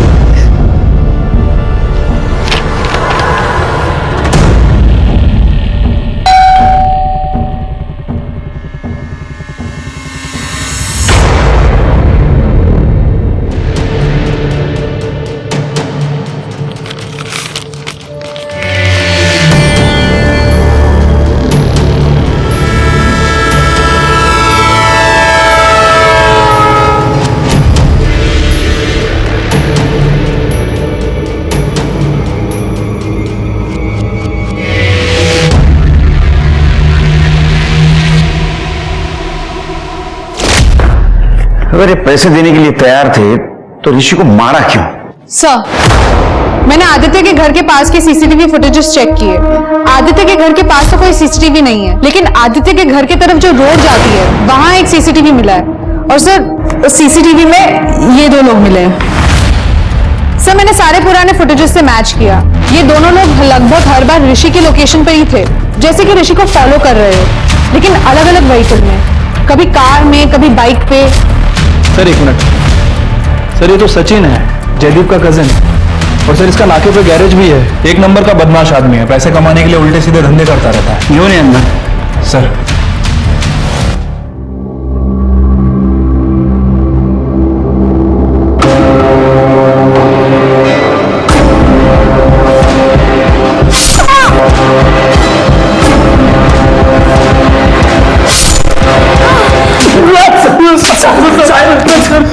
तुम दोनों के कॉल रिकॉर्ड में लेन देन का जिक्र हुआ है।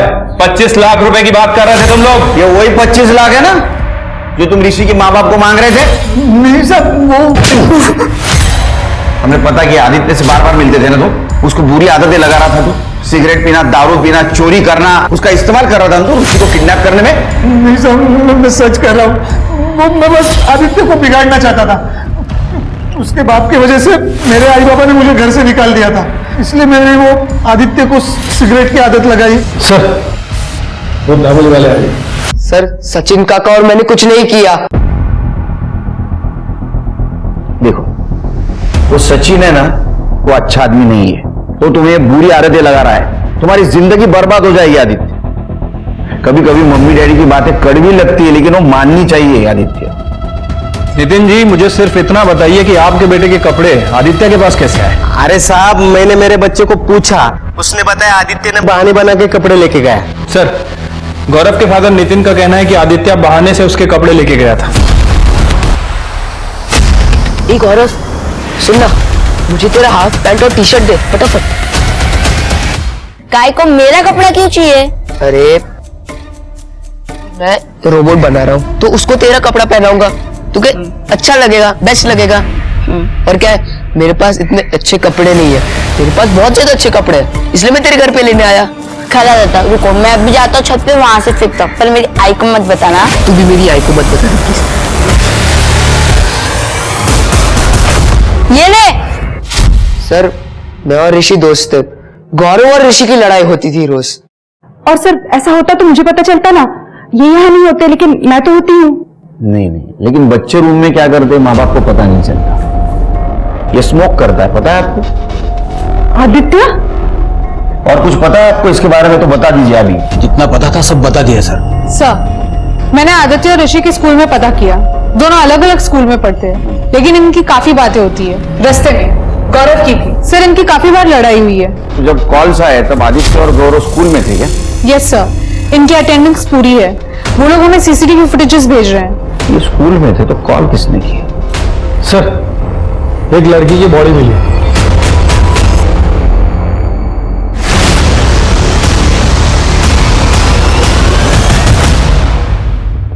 सर, ये तो चित्रा है, वो किडनैपर ने इसी के फोन से कॉल किया था।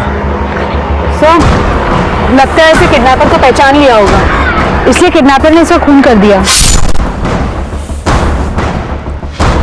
Sir, murder weapon. ये तो घर का चाकू लगता है सिर के। बॉडी को पोस्टमार्टम के लिए भेज दो। सब लड़की के पास मोबाइल पर्स कुछ भी नहीं मिला है।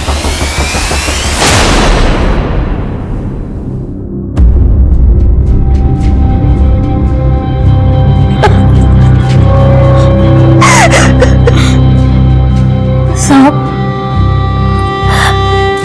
वो लड़की मेरी चित्रा को कॉलेज में बहुत सताती थी, बहुत रैगिंग करती थी, उन्होंने ही कुछ किया होगा। प्लीज देखो, मुझे जाने दो प्लीज। मैंने कौन सा इंजेक्शन दिया तुझे? ये टेररिस्ट का बनाना था, ताकि कम मार्क्स वाले स्टूडेंट्स की वापस हिम्मत ना हो यहाँ आने की।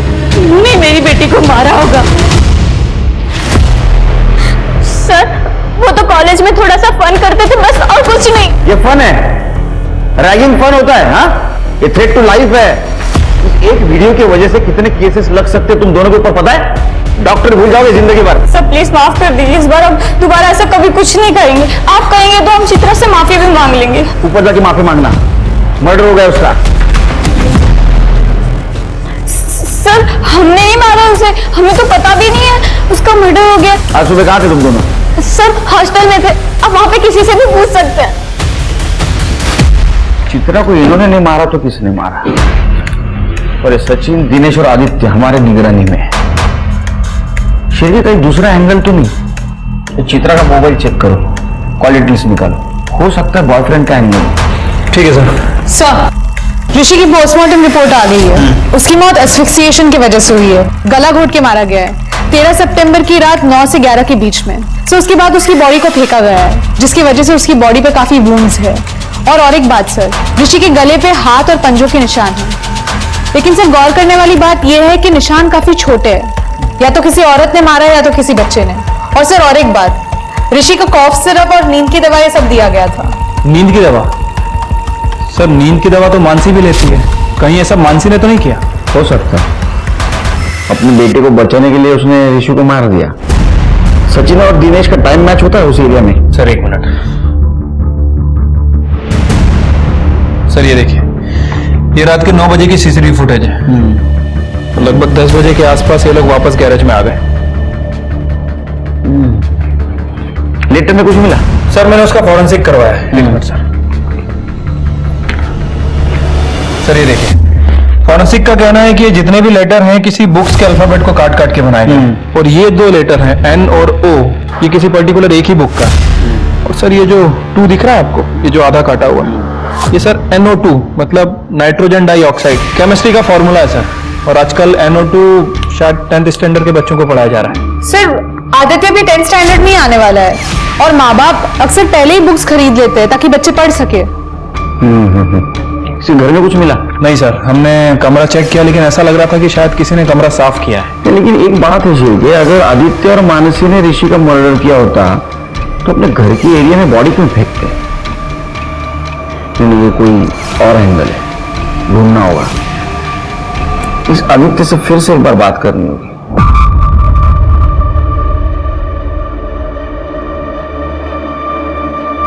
वहां बैठ।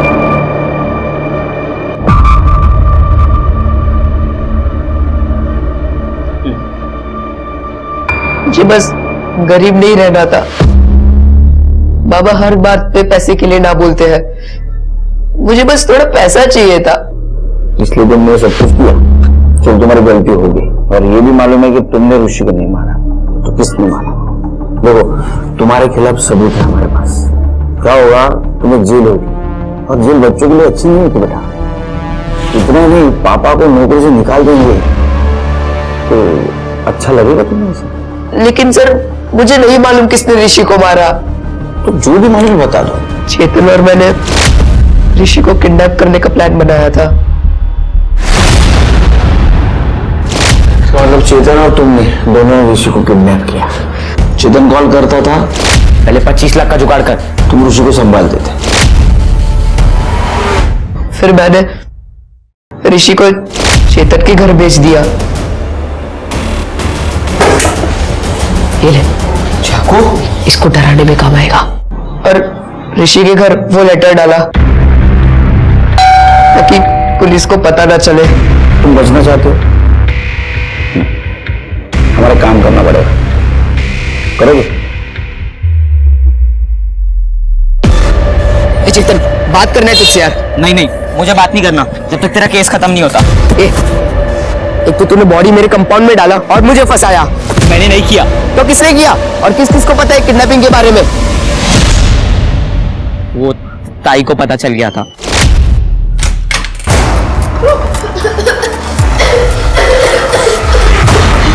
ये तो वही बच्चा है ना? तूने किडनैप किया इसको? नहीं ताई, झूठ मत बोल। रुक जा। नहीं ताई मैंने किडनैप नहीं, सच बोल रहा हूं। ताई मेरी बात तो सुनो। ताई रुको। ताई चेतन ने किडनैप किया ऋषि को। आई पुलिस के पास जाते हैं। क्या? तू रुक, मैं आती हूँ, फिर हमें जो करना ही करेंगे। आई पर तू चुप बैठ बस। हाँ मैं आती हूँ।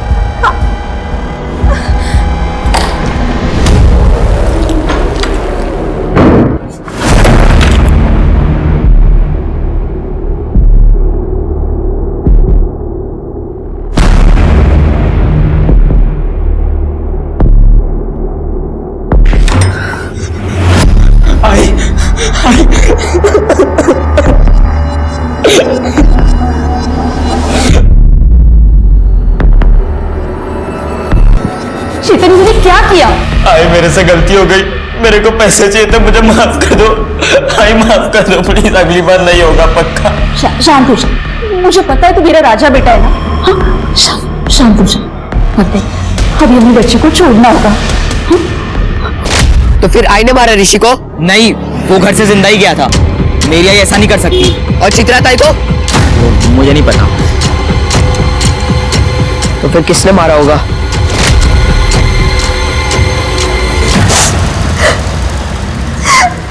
मैं उस बच्चे को छोड़ने वाली थी। पानी देती हूँ। मैं सबको बता दूंगा, तुम बहुत बुरे लोग हो। पुलिस तुमको बहुत मारेगी, तुम लोग बहुत बुरे हो। फिर मैंने उसे मार के उसे आदित्य के घर के यहाँ फेंक दिया। क्योंकि ये सारा प्लान आदित्य का था। उसने चेतन को बोला था ये सब करने के लिए, तो बेचारा बच्चा। ये सब चित्रा को पता चला था, इसलिए चित्रा को मार दिया? नहीं, मैंने उसे समझाया था और वो समझ भी गई थी। चित्रा, चित्रा उठ, चित्रा आई। हाँ, अब आप आ गए? हाँ, मैं आपको दिखाती हूँ। अब आइए, मैं सच बोल रही हूँ। चित्रा कहाँ है? बच्चा कहाँ है? इधर ही तो था। चेतन, क्या किया तूने बच्चे के साथ? मैंने कुछ नहीं किया। चेतन खाना सांगा। वो मैंने उसे खिड़की से भगा दिया। अरे देवा, अब तक वो घर पहुंच गया होगा। हमें पुलिस को बता देना चाहिए। मैं कॉल करती हूँ। चित्रा, मेरी बात सुन। चित्रा मेरी बात सुन। माना कि ये तेरा सौतेला भाई है, पर क्यों इसकी जिंदगी बर्बाद करने पर तुली है? चित्रा मैं तो आगे हाथ जोड़ती हूँ, किसी को कुछ मत बताना। मैं सुबह अपने काम के लिए निकल गई थी। सोचा था चेतन को लेके नासिक से निकल जाऊंगी, लेकिन जान है तो जहान है ना। अच्छा, तो तुम्हारी जान है तो जहान है, ऋषि की जान है तो बेजान है। हाँ? और चित्रा को किसने मारा? चेतन ने? नहीं, चेतन ने नहीं मारा। वो तो सुबह ही स्कूल के लिए निकल गया था। मैं जब निकली तब चित्रा अकेली थी घर पे। चेतन ने उसे नहीं मारा। सर, ये रहा मर्डर वेपन। और सर ये देखिए, ये रहा उस नाइफ सेट का फोटो जो हमें सर्चिंग के दौरान मिला है। सर ये चाकू इसी नाइफ सेट का है। इसका मतलब ये चाकू तुम्हें आदित्य ने दिया था ना, ऋषि को डराने के लिए, लेकिन तुमने इस चाकू से तुम्हारे ताई को मार दिया। हमने सीसीटीवी चेक किया, तुम स्कूल जा रहे थे ना, लेकिन फिर से घर पहुंच गए। मेरे को पता चल गया था कि ताई मेरी सगी बहन नहीं है। उस रात ताई ने मुझे बोला, मैं बहुत डर गया था कि वो पुलिस को सब बता देगी। ताई, चेतन तू यहाँ स्कूल नहीं गया? ताई तू सही बोल रही थी, चल अपन पुलिस को सब बता देते।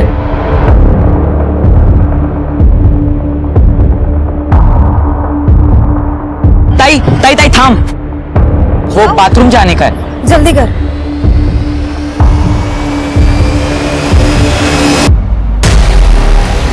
मुझे उस पर भरोसा नहीं था, इसलिए मैंने उसे मार दिया। जब गलत काम करोगे ना, ऐसा ही होगा, हवा से भी डरोगे। अब क्या करोगे? इस केस में पुलिस की सबसे बड़ी गलती थी, उन्होंने आदित्य को बच्चा समझकर उसकी बात पर भरोसा किया। आदित्य बच्चा जरूर था, पर मासूम बिल्कुल नहीं। आदित्य के माता पिता ने अपनी हैसियत के हिसाब से उसे सब कुछ दिया, पर उसे ज्यादा चाहिए था। चेतन, जिसकी आर्थिक हालत कमजोर थी, उसने ये नहीं सोचा कि उसके ये सब करने से वो एक मुजरिम बन जाएगा। ये माता पिता की जिम्मेदारी है कि बच्चों को समझाएं कि पैसा जीवन का एक हिस्सा है, सारा जीवन नहीं। पैसे से बड़ा इंसान है, और उससे भी बड़ी इंसानियत। तो इसी सीख के साथ अब मैं रेणुका शाहने आपसे विदा लेती हूँ। कल फिर मिलेंगे एक ऐसी ही कहानी के साथ जो रखेगी आपको सतर्क और जिंदगी को सुरक्षित। तब तक अपना और अपने परिवार का ख्याल रखिए और देखते रहिए क्राइम पेट्रोल सतर्क। जय हिंद। इस तरह के और भी एपिसोड देखने के लिए हमारे चैनल को सब्सक्राइब करें और बेल आइकन दबाना ना भूलें।